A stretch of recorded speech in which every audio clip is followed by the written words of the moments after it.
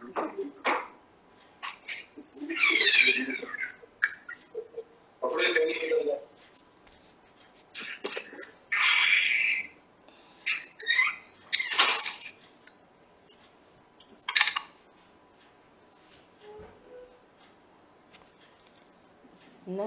समय साराय स्वानुभूत्या चकास्ते चित् स्वभावाय भावाय सर्वभावान्तरक्षिदे वन्दितु सर्वसिद्धे ध्रुवमचलमणोवमं गतिं पत्ते वोक्षामि समय पाहुड मृडमो सुध केवली भड़िदम। समय सार जी ग्रंथाधिराज और अपन निर्जरा अधिकार पर अपन चर्चा कर रहे हैं।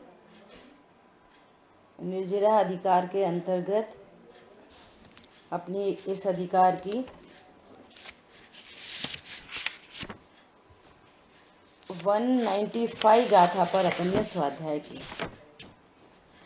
जहाँ ज्ञान की सामर्थ्य बतलाते हैं। ऐसा आचार्य देव ने उत्थानिका में कहा कि वो ज्ञान कैसा है, स्व पर के विवेक वाला ज्ञान कैसा है,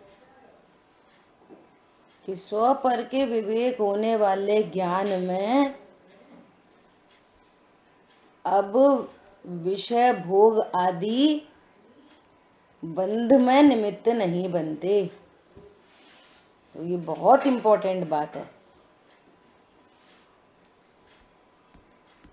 किस ज्ञान की सामर्थ्य है? जो स्व को स्व, पर को पर जानता है।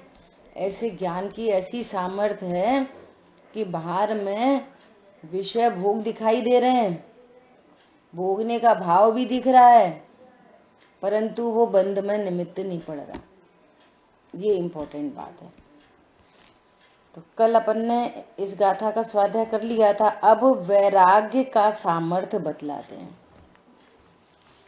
अब आचार्य भगवान कह रहे हैं कि जिस ज्ञान में भेद विज्ञान होता है, स्व को स्व, पर को पर जानता है, उस ज्ञान में वैराग्य शक्ति भी होती है।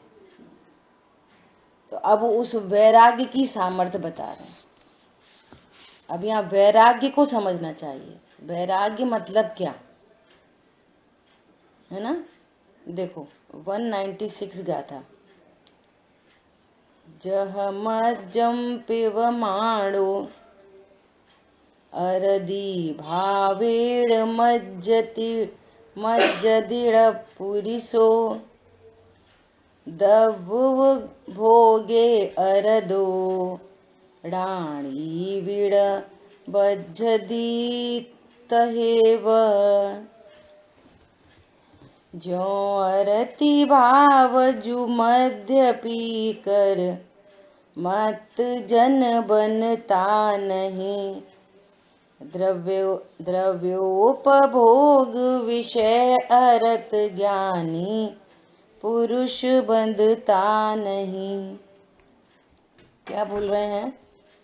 जैसे कोई पुरुष मदिरा को अरति भाव से, अप्रीति से पीता हुआ मत वाला नहीं होता।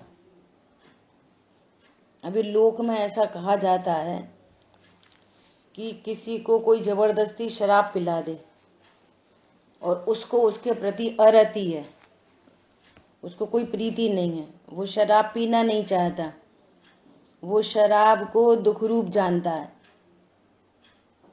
है ना, और उसे कोई शराब पिला दे, तो यहाँ पर कह रहे हैं कि वो मतवाला नहीं होता, उसको वो नशा नहीं चढ़ता। देखो लौकिक में भी विषय भोगों की कैसी स्थिति है। विषय भोग की स्थिति ऐसी है कि जब ऐसा कहते हैं ना कि जब दांत हैं तब चना नहीं, और जब चना हुए तब दांत नहीं। बाहर की भी स्थिति ऐसी है यहाँ तो अपना दूसरा प्रकरण चल रहा है। जैसे मान लिया कि आपको किसी भोग का भाव है ना, अरे कल रसगुल्ला बने, रसगुल्ला बने, रसगुल्ला बने। अब बने नहीं बने पता नहीं, और जब बन गए तब टाइम नहीं। कभी ऐसा होता है ना, अरे अब वो जरूरी मीटिंग है, जरूरी काम है, अब आके देखेंगे, कल देखेंगे, फिर देखेंगे, फिर देखेंगे। दूसरी बात, यदि थाली भी लगी हो, उसमें 4 रसगुल्ले भी लगे हों,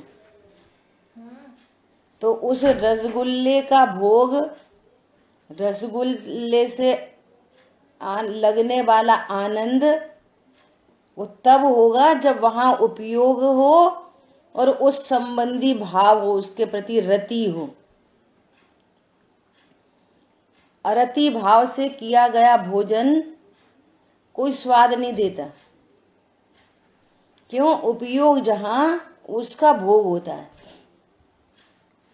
पॉइंट समझ में आया? ऐसा यहाँ पे आचार्य देव कह रहे हैं, यदि अरति भाव से वो मदिरा पान करता है तो वो मतवाला नहीं होता। इसी प्रकार ज्ञानी भी द्रव्य के उपभोग के प्रति अरत वर्तता हुआ बंध को प्राप्त नहीं होता। ये ज्ञान वैराग्य शक्ति, ये बहुत इंपॉर्टेंट चीज है, आपको भली प्रकार से समझ में आ जाए। ज्ञान वैराग्य शक्ति, ये किधर से आई वैराग्य शक्ति? ज्ञान से।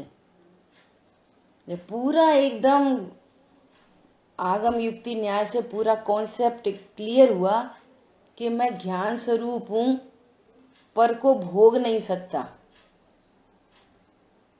पर को भोग ही नहीं सकता, और पर का लक्ष्य होने के काल में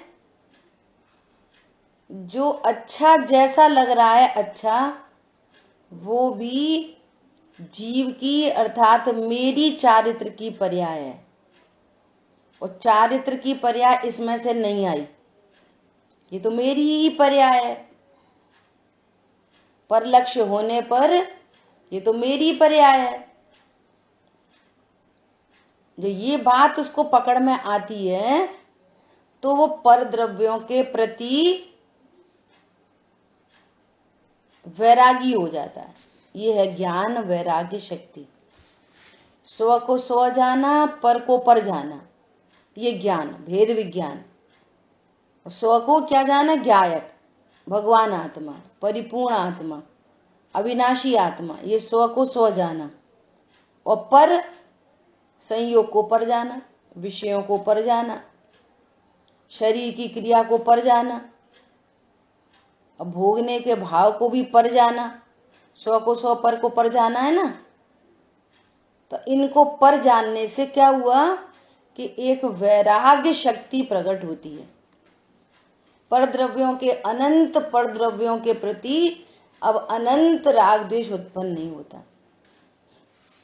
दूसरी भाषा में बोलो कि अविनाशी हूं ऐसा जाना तो अमरता का आनंद हुआ, ये शक्ति, अमरता का आनंद प्रकट होना ये शक्ति है जो अनंत कर्म रेखा को काटती है। और क्या हुआ कि भय दूर हो गया, भय, अब उसको कोई भय नहीं है। ये है ज्ञान वैराग्य शक्ति। अनेक बार में ऐसे प्रसंग बने पर ज्ञान वैराग्य शक्ति चल रही है। क्या? मैं अमर हूं, मैं अमर तत्व हूं, मरता नहीं।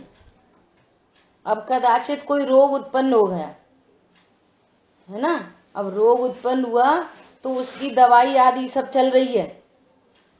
अब बोल रहा है कि आपने टाइम से दवाई नहीं दी, ऐसा दिखाई दे रहा है, ऐसा बोलते हुए, अरे हमारी दवाई नहीं दी, टाइम से दवाई नहीं दी, डॉक्टर को बुलाओ। तो ये सारी चीजें होने पर भी यहाँ पर कह रहे हैं उसको बंद नहीं होता, क्योंकि अनंत पर पदार्थों से उसको राग द्वेष नहीं है कि ये पर पदार्थ मेरे जीवन को बचाएंगे और ये पदार्थ से मैं मर जाऊंगा। अमृत के प्रति राग नहीं और जहर के प्रति द्वेष नहीं। जब से स्वसन्मुख दृष्टि हुई, अविनाशी गायक रूप लखा, शाश्वत अस्तित्व स्वयं का लग कर, जन्म मरण भय दूर हुआ और ज्ञान वैराग्य शक्ति प्रकट हो गई। वैराग्य का भाव समझ में आ रहा है? ज्ञान का भाव तो क्या है? स्व को स्व जानना, पर को पर जानना। पंडित साहब ने लिखा है ना, वे स्वयं सुख रहित, हे प्रभु आपको लखिए निश्चय हुआ, ये विश्व के सारे पर पदार्थ हैं, वे स्वयं सुख रहित हैं, सुख न उनका मरम। जब उनमें से सुख आता ही नहीं तो उनके प्रति वैराग्य उत्पन्न हो गया। और दूसरी भाषा में बोलो तो अनंत पर पदार्थों के प्रति अब इष्ट अनिष्ट की कल्पना नहीं है। पर पदार्थों के बीच में दिखाई दे रहा है, विषय भोग के बीच में दिख रहा है, लेकिन ज्ञान वैराग्य शक्ति काम कर रही है। अब वो तो जिस समय तत्व निर्णय किया जाता है, उपयोग स्वभाव सन्मुख होना चाहता है, ऐसे सूक्ष्म अंतर चलते हैं, उस समय पुण्य का तीव्र बंध होता है, छाती से बंध होता है। अब उनके फल की ये सामग्री दिखाई दे रही है बाहर में, राजा आदि के पद, चक्रवर्ती के पद, है ना, बलभद्र, नारायण आदि आदि, ऐसे अर्धचक्री, ऐसे बड़े बड़े पद की प्राप्ति हो रही है, क्योंकि पूर्व में पुण्य बंधा है। अब पुण्य बंधा है तो उसका फल आ रहा है, और फल में बहुत सारे विषय भोग दिखाई दे रहे हैं, और अप्रत्याख्यान संबंधी भाव भी उत्पन्न है वहां पर। लेकिन वे विषय भोग कैसे हैं? अरति भाव से, उनमें रत नहीं है। अज्ञानी रत होता है उनमें, अज्ञानी को स्वरूप पता नहीं है ना, तो वैसा समझता है इनसे मुझे सुख होता है, धन अच्छा है, पत्नी अच्छी है, बच्चे अच्छे हैं, इनका इकट्ठा करना चाहिए, संग्रह करना चाहिए, इनके बिना कैसे चलेगा। ये अज्ञानी का पॉइंट ऑफ व्यू है, ये उसकी सोच है। वो सज्जन नहीं है, वो पर को स्व जानता है। राम नाम जपना पराया माल अपना। मंदिर पूजा पाठ तो सब जाते हैं, लेकिन स्व पर का भेद ज्ञान नहीं है। मैं शरीर हूँ, मेरा घर है, मेरी ऐसी लग्जरी है, मुझे और लग्जरी मेंटेन करनी चाहिए, तो उसमें उसका रतपना होता है। रत शब्द देखो कैसा है, उसमें रति करता है, तो न उसके पास ज्ञान है और न वैराग्य है, उसके पास शक्ति नहीं है, शक्ति से हीन है, परिपूर्ण होने पर भी शक्ति से हीन है। ये समझो, परिपूर्ण स्वरूप होने पर भी, स्वरूप तो जैसा ज्ञानी का है वैसा ही अज्ञानी का है, स्वरूप तो एक ही जैसा है, परंतु उसके पास ज्ञान वैराग्य शक्ति नहीं है। अज्ञान है उसके पास, अज्ञान। क्या है उसके पास? अज्ञानी के पास अज्ञान, मोह और राग द्वेष। और वो राग द्वेष क्या करते हैं कि कर्म बंधन के लिए फेवरेबल कंडीशन है। अज्ञान मोह से राग द्वेष उत्पन्न हो रहे हैं, और वे राग द्वेष क्या है? Favourable condition. किसके लिए? कर्म बंधन के लिए। और ज्ञानी के पास भेद विज्ञान कला है, और भेद विज्ञान है कि कोई पर पदार्थ सुख दुख नहीं करता, और पूर्व के कर्म के उदय में बहुत सामग्री दिखाई दे रही है, और अप्रत्याख्यान संबंधी वहां भाव भी दिख रहा है, परंतु उसको ज्ञान वैराग्य शक्ति है। ये वैराग्य की सामर्थ्य है। पॉइंट पकड़ में आया? देखो इसका एकदम सिंपल सा एग्जाम्पल, जैसे किसी ने कोई अपमान कर दिया, कोई ऐसी बुरी बात बोल दी, है ना, तो एकदम से दुख उत्पन्न हुआ। और कोई जीव तत्व ज्ञान कर रहा है और उसको इतनी बात ख्याल में आ गई, देखो विकल्प में भी ख्याल में आ गई, अरे मैं तो ज्ञान स्वरूप हूं, मेरा कौन अपमान कर सकता है। वो उसकी भी शक्ति की तैयारी चल रही है। तो इतने में वो कितनी परिणति शांत हो जाती है, बोलो। इतने विचार मात्र में, जिसके विचार इतना सुंदर है तो वस्तु कितनी सुंदर है, उसका लक्ष्य होने पर कितना कितना आनंद है। अरे मेरे ही कोई पूर्व कर्म का उदय है, अरे सामने वाला तो निर्दोष है। आप तत्व ज्ञान कर रहे हो ना, तो ये तत्व ज्ञान का फल है, अपने ही किसी पूर्व कर्म का उदय है। और मैं तो अमूर्तिक तत्व हूं, मैं तो अमूर्तिक तत्व हूं, मेरे को तो इनने देखा ही नहीं, मेरा अपमान कौन कर सकता है? मेरा अपमान तो कोई कर ही नहीं सकता। ऐसा। भाई साहब आपका वीडियो ऑफ कर लो, राजेंद्र भाई साहब।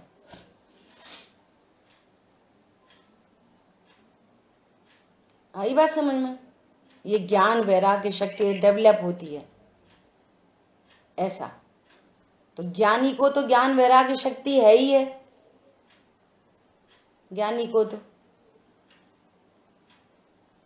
वो ज्ञान वैराग्य शक्ति से उसको बंद नहीं होता। ये क्यों नहीं बंद होता, ये समझना। ये अर्थ भाव में क्या क्या लिखा है? ज्ञानी भी द्रव्य के उपभोग के प्रति अरत है। अरत है मतलब,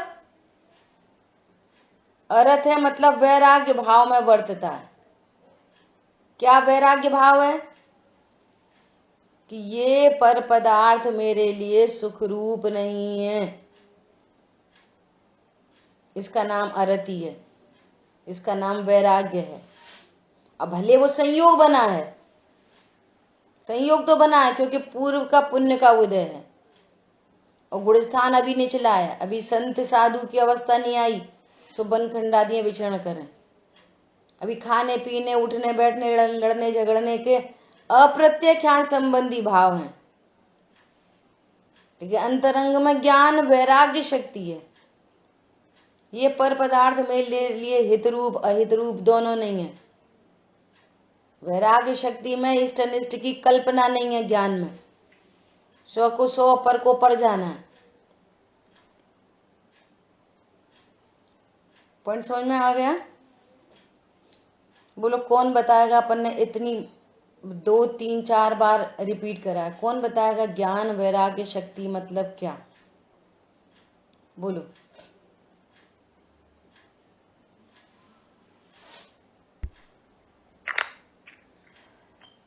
ज्ञान शक्ति में वो अपने को अकर्ता ज्ञायक जानता है, सौ को सौ और पर को पर। और वैराग्य शक्ति में पदार्थों में इष्ट अनिष्ट की कल्पना नहीं होती और उनके लक्ष्य से राग द्वेष नहीं होता। हाँ, मतलब कोई पर पदार्थ मुझे सुख रूप नहीं है। जब वो सुख रूप नहीं है तो उसको उस बात है वहाँ पे पर पदार्थों से आरती भाव है तो अच्छे नहीं लगते। देखो अच्छे नहीं लगते भी नहीं बोल सकते, बुरे बुरे लगते हैं। अच्छे नहीं लगते बुरे लगते में द्वेष हो गया।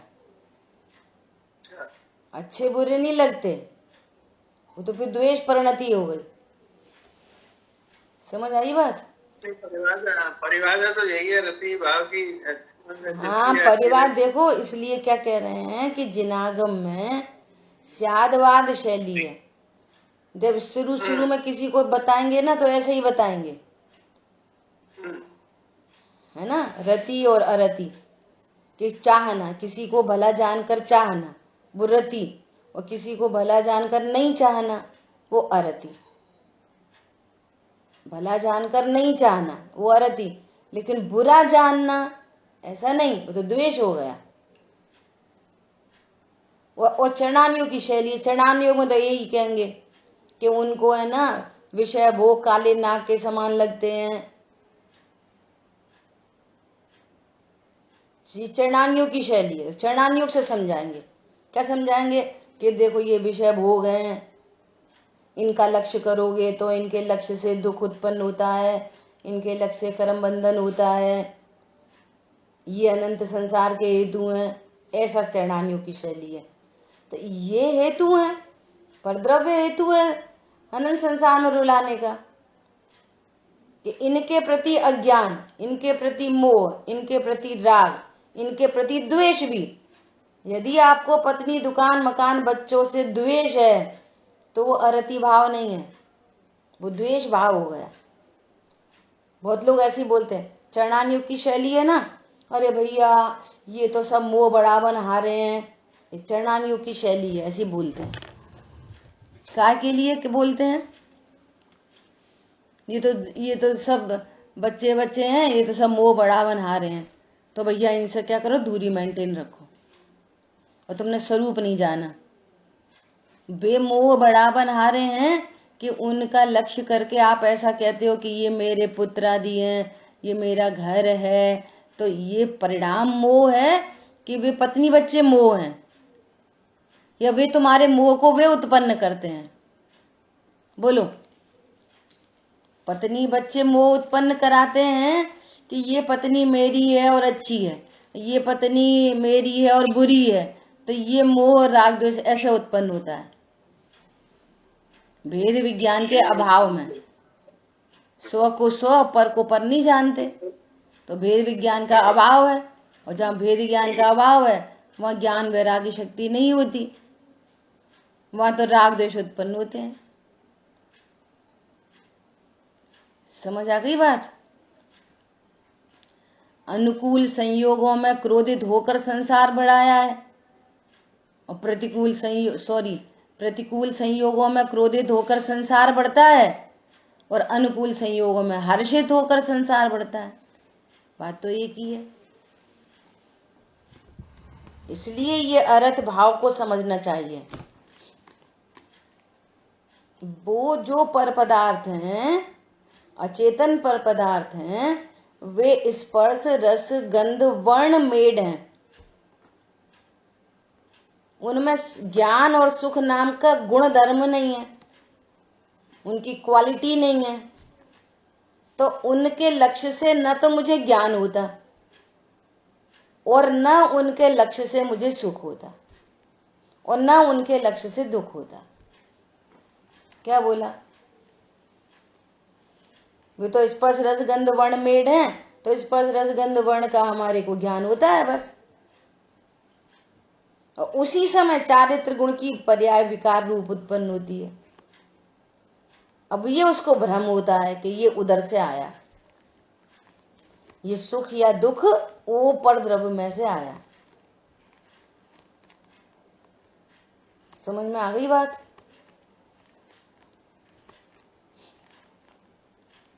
मम्मी ने एक गिलास दूध लिया और चीनी डाली और चम्मच से ऐसे हिला रही थी। बच्चे ने पूछा, मम्मी क्या कर रही है? तो बोली, कुछ नहीं, दूध मीठा कर रही हूँ। तो बच्चे ने देखा, अब मम्मी चली गई मंदिर, बच्चे को दूध पीना था। अब बच्चे ने गिलास में दूध लिया और चम्मच हिलाने लगा, ऐसे ऐसे मम्मी हिला रही थी, वो भी हिलाने लगा। बच्चा क्या समझ रहा है? चम्मच से मीठा होएगा।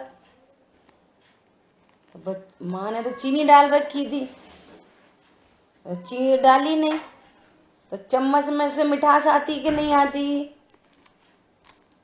बोलो, चम्मच से दूध मीठा होगा कि नहीं होगा? ऐसी विचार करो कि विषय भोगों से सुख होगा कि नहीं होगा। जैसे चम्मच मिठास से रहित है, वो कैसे दूध को मीठा कर देगी?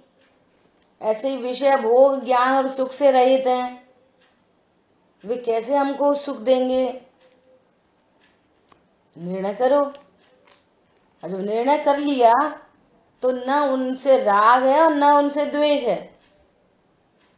अब पूर्वबद्ध कर्म के उदय में चूंकि संयोग बना हुआ है, तो जो संयोग है वो स्वीकार है। अब पुण्य के उदय में 96,000 आनी है, कोई की 30,000 आनी है, कोई की 25,000 आनी है, कोई की 4 आनी है, कोई की 2 आनी है।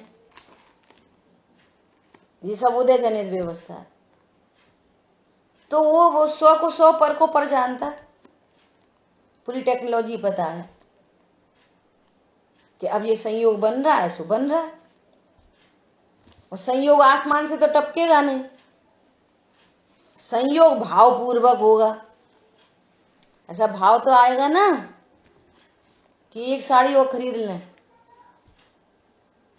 मान लिया 100 साड़ी का उसका पुण्य का उदय है, तो 100 साड़ी आसमान से टपक जाएंगी। अरे 10-20 कोई गिफ्ट कर देगा, 10-20 कोई, रेस्ट ऑफ के लिए तो भाव होएगा ना कि लाओ एक साड़ी खरीद लें। तो ये भाव उत्पन्न हो रहा है, परंतु वो स्वपर का विवेकी होने से ज्ञान वैराग्य शक्ति है। स्वपर का विवेकी क्या है कि मैं ज्ञान स्वरूप आत्मा हूं, और ये जो भाव उत्पन्न हो रहा है ये अप्रत्याख्यान वर्ण संबंधी भाव है। पूर्व में जो कर्म बांधा था उसके फल का नाटक है, ये मेरा स्वरूप नहीं।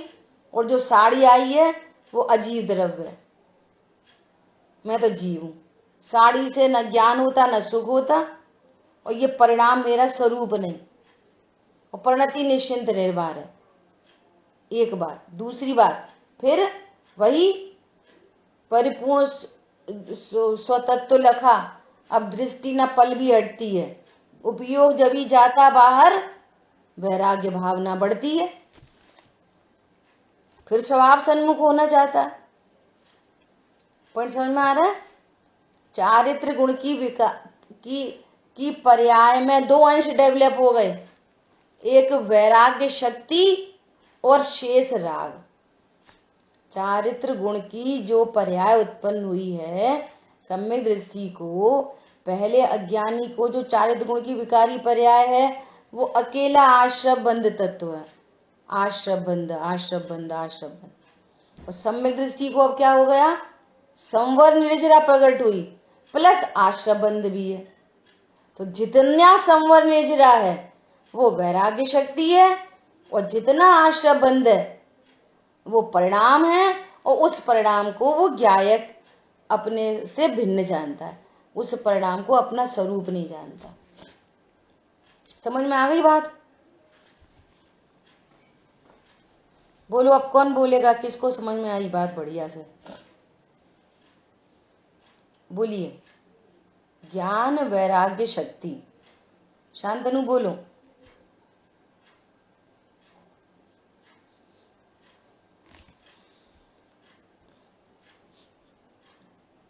अरे बोलिए।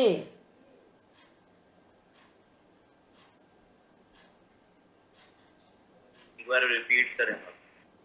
क्या हम रिपीट करें? गजब कर दी। कितने मिनट हो गए? 28 मिनट से तो एक ही बात चल रही है। तो वैराग्य शक्ति है, उसी समय दोनों है, राग भी है और वैराग्य भी है उसी समय। तो जो वैराग्य है उससे जो है ना वो पर द्रव्य में एकत्र नहीं होता, उससे राग नहीं होता। तो जितना शेष राग है उससे पर द्रव्यों से एकत्र होता है। अरे रे रे, एकत्व तो मिथ्यात्व होता है, एकत्व तो नहीं है उनको। कारण वो ख्याल में आई दो चीजें हैं। शांतनु पहले आप इधर आओ, हमारे पास आके बैठो, इधर आओ।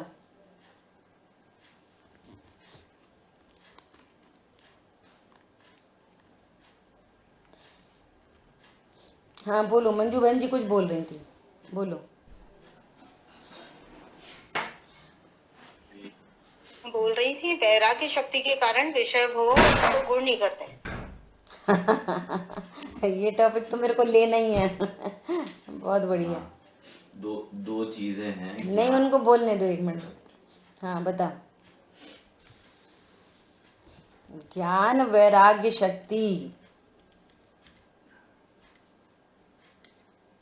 चलो बोलो। जो ज्ञान है और वैराग्य 2 चीजें हैं। इधर आओ, आवाज जाए ना सबके पास। जाएगी। आ रही है शांतनु की आवाज? इधर बैठो। तो ज्ञान और वैराग्य दो चीजें हैं ना। ज्ञान को अपन ले रहे हैं सम्यक ज्ञान। सम्यक ज्ञान अर्थात कि मैं जीव हूँ और ये पदार्थ है, मैं इनका करता रहता नहीं हूँ, इस रूप विश्वास और ज्ञान। तो ये अब देखो देखो अभी अब तुमको तो टेक्निकली और अच्छे से बोलना चाहिए। क्या बोलना चाहिए? यहाँ विषय भोग की बात चल रही है ना, तो भोग सुनो सुनो, भोग को अब भोग के एंगल से बात करो। क्या एंगल से बात करो? सुनो सुनो, क्या एंगल से बात करनी है कि मिथ्या दृष्टि अज्ञानी जीव भोग को सुखरूप जानता है, तो अब उस एंगल से बात करनी है। जैसे बहुत बात जब संयोगों की बात चले असंयोगी तत्व से बात करनी है, शरीर की बात चले अशरीरी तरफ से बात करनी है। अब विषय भोग की बात चल रही है तो क्या बताना है? दुनिया समझ रही है कि विषय भोग सुखरूप होते हैं, हम भोग सकते हैं और ये सुखरूप है। अनादि से अज्ञानता क्या चल रही है? हम भोग सकते हैं, ये मिथ्यात्व, और इनसे मजा आता है, ये राग। मिथ्यात्व और राग, परद्रव्य के प्रति मोह और राग अनंत काल से चला आ रहा है, अनादि से। मैं भोग सकता हूं और इनसे मजा आता है। और अज्ञानी को क्या हो गया? मैं भोग सकता नहीं, ये ज्ञान, और इनसे कोई अजा मजा नहीं आता, ये वैराग्य। अब इतनी सरल बात है, मैं भोग सकता नहीं, ये अज्ञान मिट गया, मोह मिट गया। एकत्व नहीं, भाई साहब ने शब्द क्या बोला? जितना राग है उतना एकत्व। एकत्व तो अज्ञान बुद्धि है, मोह है एकत्व। उनको एकत्व नहीं है परद्रव्य के प्रति, आंशिक राग रह गया है बस। उस राग के लिए भी कह रहे हैं कि वो आंशिक राग होने पर भी, चूंकि उसको ज्ञान वैराग्य शक्ति है। ज्ञान क्या है? कि मैं पर को भोग नहीं सकता, और वैराग्य क्या है? कि ये इनसे सुख नहीं आता। बोले जिससे सुख नहीं आता, जिससे हमारा कोई लाभ नहीं है, वहां आप समय शक्ति बर्बाद करते हो क्या? लोक में भी बोलो, बोलिए भाई साहब, ये बहुत समझने की बात है, नहीं तो फिर हमारे ना क्वेश्चन बने रहते हैं और ज्ञान शांत नहीं होता। और जब आप लोग बोलते हो ना तो इधर से पता चलती है कि अभी इस बात को कितना ये बात आई। ज्ञान और वैराग्य शक्ति भोगने से संबंधित के जो पदार्थ हैं वो परद्रव्य है, ऐसा ज्ञान। और मैं उनको भूल सकता नहीं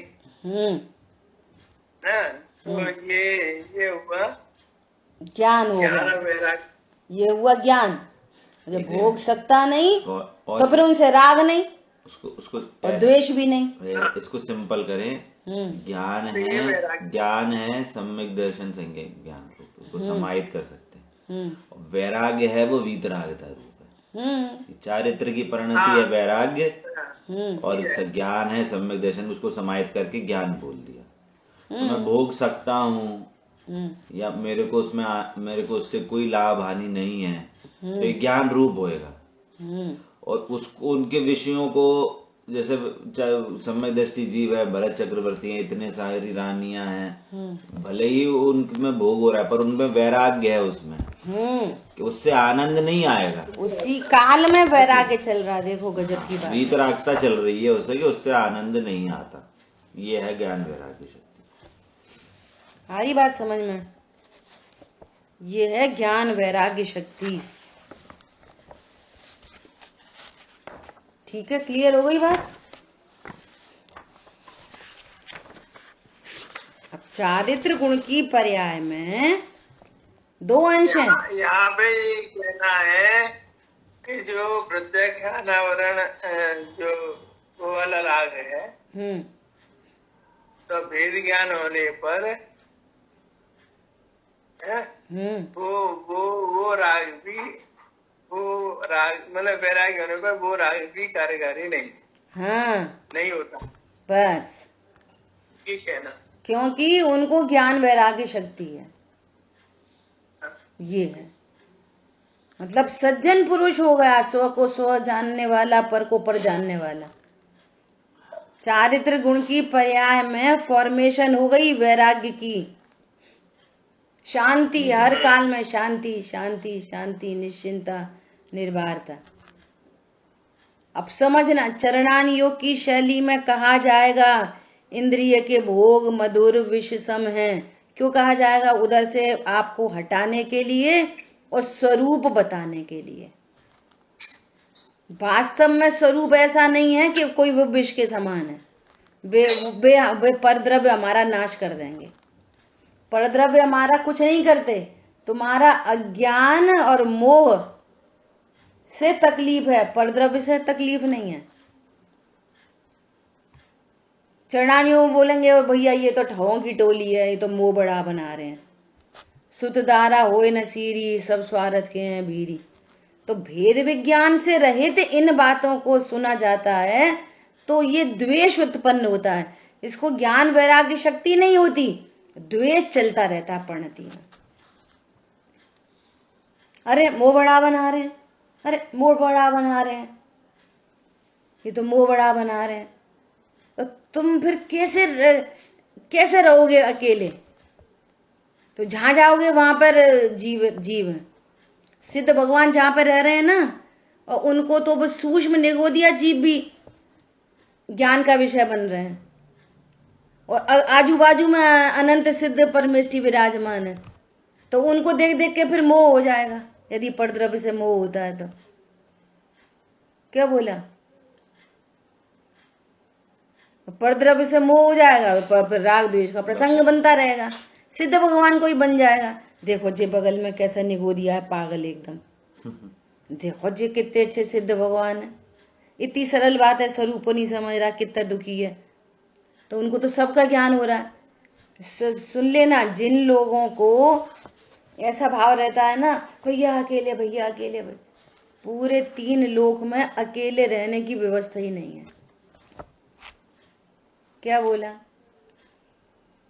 फिर अकेला किसको कहते हैं? कि उन संयोग के बीच में अपने को अकेला देखो। और दुकेला चाहिए ना, दुकेला, अकेले मन नहीं लगता, तो दुकेला फिर अपने सिर पे पंच परमेष्ठी देखो। शादवाद है ना। इस एंगल से मैं अकेला हूं, मैं सदा मेरे द्रव्य गुण पर्याय में रहने वाला, सदा ही अकेला रहने वाला तत्व। एक एंगल ये। तो तुम क्षेत्र से दूरी बनाओगे तो अज्ञान मोह राग द्वेष से तो फॉर्मेशन चलती रहेगी। और जहां रहोगे, जहां जाओगे, पूरे लोक में जीव ठसाठस भरे हैं। कौन अच्छा है कौन बुरा है। इसलिए साम्य दृष्टि पैदा होती है ये वैराग्य शक्ति। किसी के प्रति राग द्वेष उत्पन्न नहीं होता। संयोग है तुम्हारे साथ, बना रहने दो। संयोग नहीं है, चले जाने दो, हमें कोई फर्क नहीं पड़ता। इसका नाम है ज्ञान वैराग्य शक्ति। ये अच्छा है ये बुरा है, इनके संग जाने से ही कोई आफत हो जाएगी हमारी।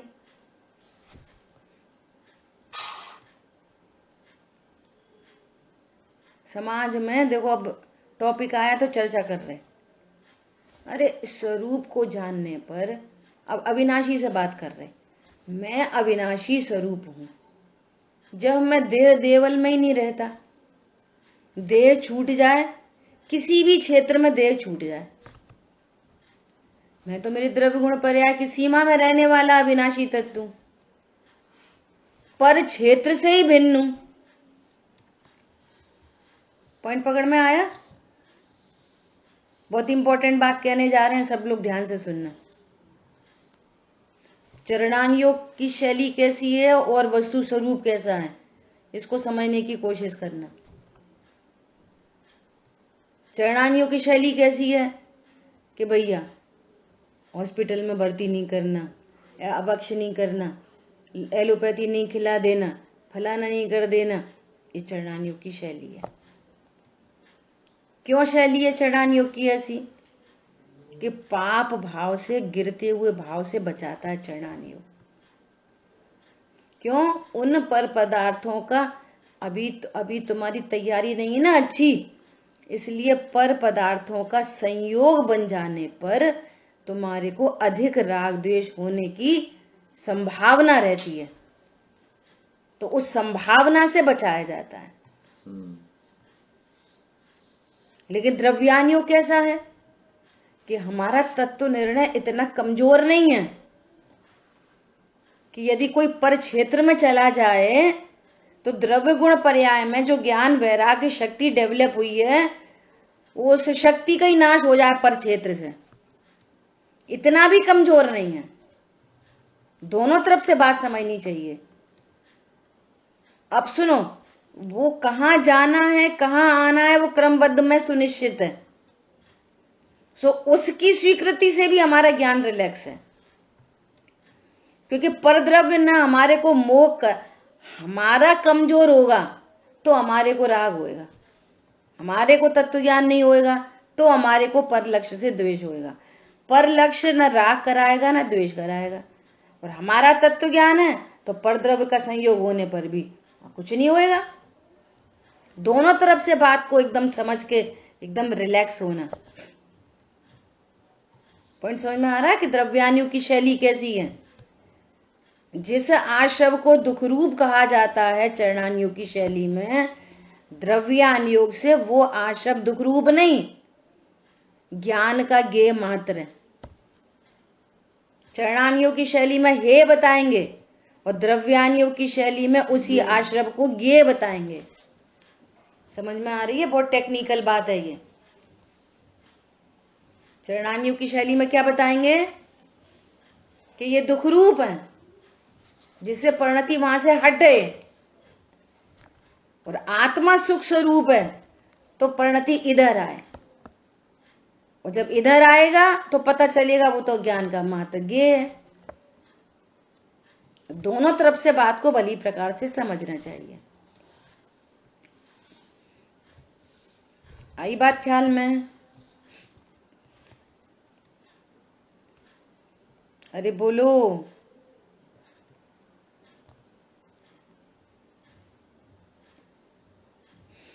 कोई बोल ही नहीं रहा।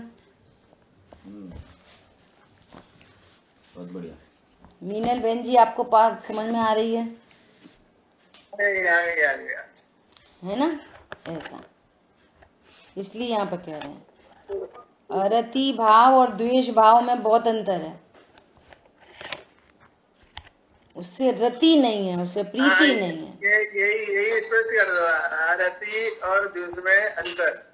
हाँ, और रति और राग में अंतर। हाँ, देखो, पर द्रव्य के प्रति प्रेम राग ये भला है, ये भला है, इसका नाम है राग। और भला जानकर रति होती है। पर द्रव्य को भला जानकर उससे रति होती है, राग उत्पन्न होता है ना? और अभी आगे आ रही है गाथा, वो कह रहे हैं निज में सदा रतिवंत बन, अपने से रति करो, अपने से प्रेम करो। समझ आई बात? तो पर को भला जानकर चाहना ये रति है, राग भी कह सकते हैं इसको, है ना? हाँ, तो उसमें अज्ञानता है, और जहां पर अज्ञानता नहीं है तो वहां पर अकेली आसक्ति है, लेकिन अज्ञानता से, मोह से, राग से रहित है वो। जितना जितना राग मिटाए ना उतनी उतनी उसको वैरागी शक्ति है। और जितना शेष राग है तो वहां उसमें रत नहीं होता उसको।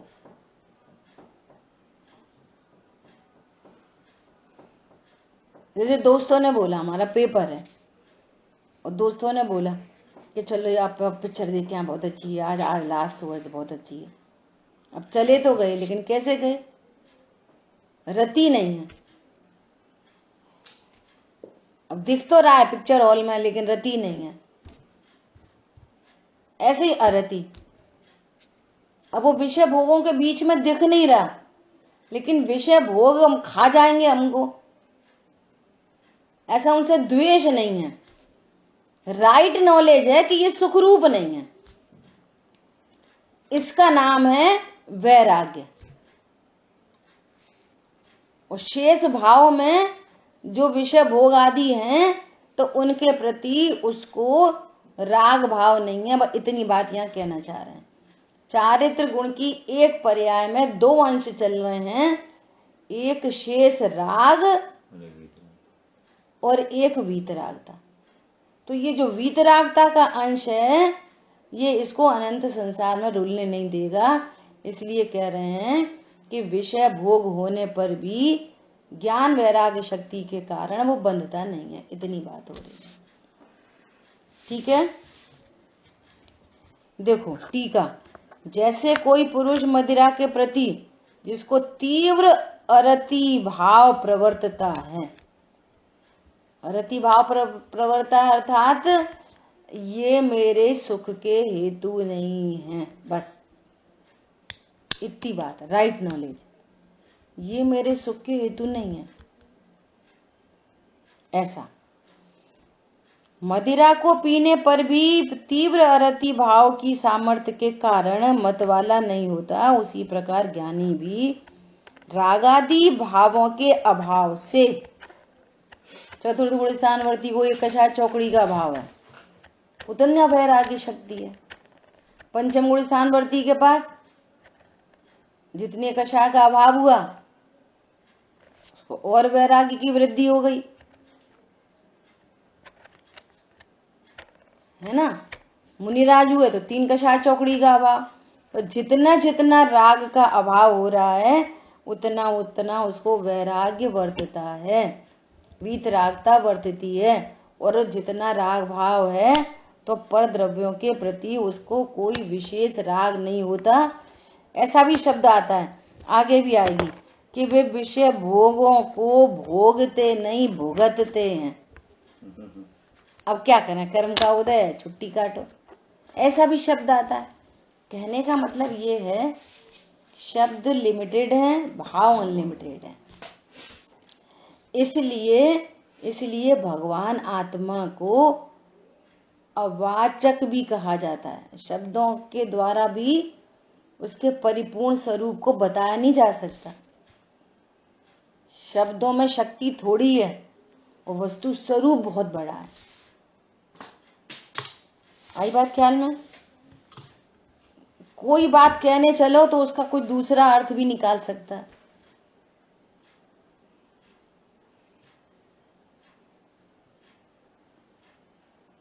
अब ऐसा भी अपन ने हॉस्पिटल की इसकी बात करी, मरण लास्ट मोमेंट की बात की, तो इसमें से कोई ऐसा अर्थ निकाल सकता है तो ठीक है, बा में कहा हॉस्पिटल जाने हैं तो चले ही जाएंगे, बा में कहा कोई ऐसा अर्थ निकाल सकता है। यहाँ तो योग्यता की बात बताई जा रही है, यहाँ कोई प्रेरणा नहीं की जा रही उधर की। तो अब जीवों की योग्यता है, उसमें से कौन सा क्या। अब तुम हॉस्पिटल जाने पर भी तुम्हें पाप किसका पड़ेगा, उधर के प्रति आसक्ति। हॉस्पिटल जाएंगे तो अच्छा हो जाएगा भैया, मैं तो करा करा करा, तो ये अंदर में देह के प्रति जो एकत्व ममत्व है ना, ये बंद कराएगा। और जिसको देह के प्रति एकत्व ममत्व नहीं है और कदाचित वैसी कंडीशन बन गई तो उसको बंद नहीं कराएगा। समझ आई बात?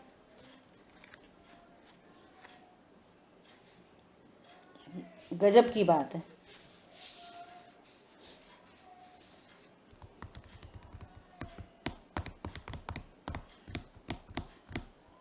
ठीक है। उसी प्रकार ज्ञानी भी रागादि भावों के अभाव से सब द्रव्यों के उपभोग के प्रति जिसको तीव्र वैराग्य भाव प्रवर्ता है, ऐसा वर्तता हुआ विषयों को भोगता हुआ भी तीव्र वैराग्य भाव की सामर्थ्य के कारण कर्मों से बंध को प्राप्त नहीं होता। कहानी तो सब अपने परिणामों की है। यह वैराग्य सामर्थ्य है कि ज्ञानी विषयों का सेवन करता हुआ भी कर्मों को नहीं बांधता। ठीक है, अपना समय तो लगभग हो गया है, लेकिन अपन 300 नंबर पेज है मोक्षमा प्रकाशक जी में, जिसकी अभी थोड़ी सी मंजू बहन जी ने चर्चा की। अपन वो 300 नंबर पेज मोक्षमा प्रकाशक जी के 4-6 लाइन है, इसको पढ़ के ये विषय और अधिक क्लियर हो जाएगा। पढ़ते हैं, आप ध्यान से सुनना। तथा उन्हीं शास्त्रों में, यहाँ पर टॉपिक, यहाँ मोक्षमा प्रकाशक जी में चर्चा ये कहाँ पे आई है? द्रव्यान योग के विधि विधान में, कि द्रव्यान योग में कैसे बात की जाती है। वहां द्रव्यान योग के शास्त्रों में सम्यक दृष्टि के विषय भोग को बंध का कारण नहीं कहा, निर्जरा का कारण कहा है, ठोडरमल जी कह रहे हैं। परंतु यहाँ भोगों का उपादेयपना नहीं जान लेना।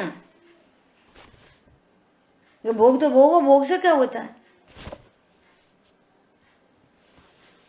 वहां सम्यक दृष्टि की महिमा बतलाने को, जो तीव्र बंध के कारण भोगादि प्रसिद्ध थे।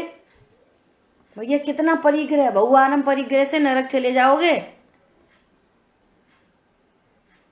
तो तीव्र बंध के कारण जिन विषय भोगों को तीव्र बंध का कारण कहा गया था, उन भोगादि के होने पर भी ये श्रद्धान शक्ति का बल है। यहाँ पर श्रद्धान शक्ति कह दी, यहाँ पर ज्ञान वैराग्य शक्ति कही है।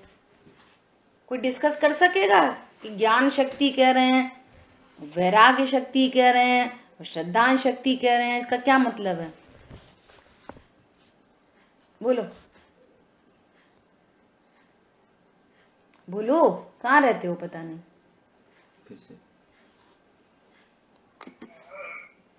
ज्ञान श्रद्धा चारित्र तीनों से बात की। हाँ, किसी से भी बात कर लो।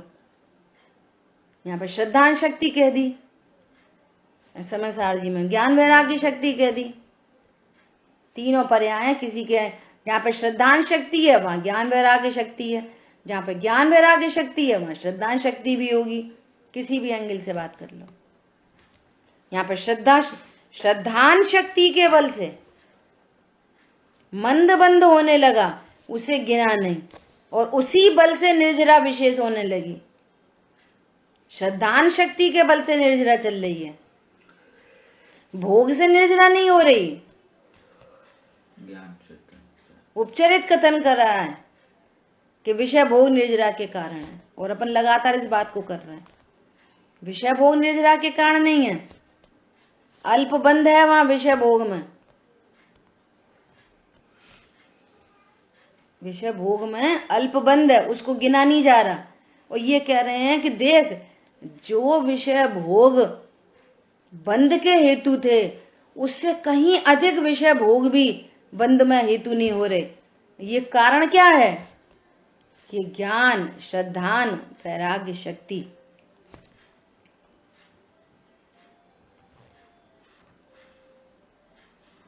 इसलिए उपचार से भोगों को भी बंध का कारण नहीं कहा, निर्जरा का कारण कहा। भोगों को बंध का कारण नहीं कह रहे, यहाँ पे निर्जरा का कारण कह रहे हैं। क्यों? विचार करने पर भोग निर्जरा के कारण हो। अब देखो, विचार करो, लॉजिक, लॉजिक ध्यान से सुनो। लॉजिक क्या? लॉजिक, यदि भोग निर्जरा के कारण हो तो सम्यक दृष्टि जीव, विछायक सम्यक दृष्टि भरत चक्रवर्ती, उनकी तो निर्जरा ही निर्जरा चल रही थी विषय भोगों से। तो फिर बनखंडादि में मुनि पद ग्रहण करने की क्या जरूरत पड़ रही थी? निर्जरा तो हो ही रही थी, बहुत निर्जरा हो रही भरत चक्रवर्ती को। तो जब भोगों से ही निर्जरा हो रही है तो मुनि व्रत धारण करने की क्या जरूरत पड़ रही थी? पॉइंट समझ में आया? ऐसा उन्हें छोड़कर सम्यक दृष्टि मुनि पद का ग्रहण किस लिए करें? और दूसरा एंगल ले लो, यदि भोगों से ही सुख होता हो तो भी भोगों सुखी होते रहते बस? नहीं भैया, तीन कषाय चौकड़ी के सद्भाव में बहुत आकुलता है। वहां पर बाहुबली मुनिराज तीन कषाय चौकड़ी के अभाव की वीतरागता में प्रचुर वीतरागता का आनंद कर रहे थे। और वहीं पे छायक सम्यक दृष्टि भरत चक्रवर्ती तीन कषा चौकड़ी के सद्भाव का दुख था उनको। विषय भोग अगर सुख के कारण होते तो मुनि पद की जरूरत नहीं थी। ये तो उपचार से कथन किया गया। क्यों कहा गया है कि यहाँ इस कथन का इतना ही प्रयोजन है, देखो सम्यक्त की महिमा, जिसके बल से भोग भी अपने गुण को नहीं कर सकता। भोग, जो भोग बंध के हेतु हैं, वे भोग अधिक और अधिक भोग होने पर भी उनमें ताकत नहीं है बंद कराने की। इसलिए भोग अपने गुण नहीं कर पा रहे, क्योंकि ज्ञान वैराग्य शक्ति है, क्योंकि श्रद्धान शक्ति है। ठीक है, शेष चर्चा आगे करेंगे। जिन वाणी के ज्ञान से सूझे लोकालोक, सो वाणी मस्तक नमो सदा दे हूँ दो। बोलिए द्वारका मई जिनवाणी माता की जय हो। जय जिनेन्द्र सभी को। जय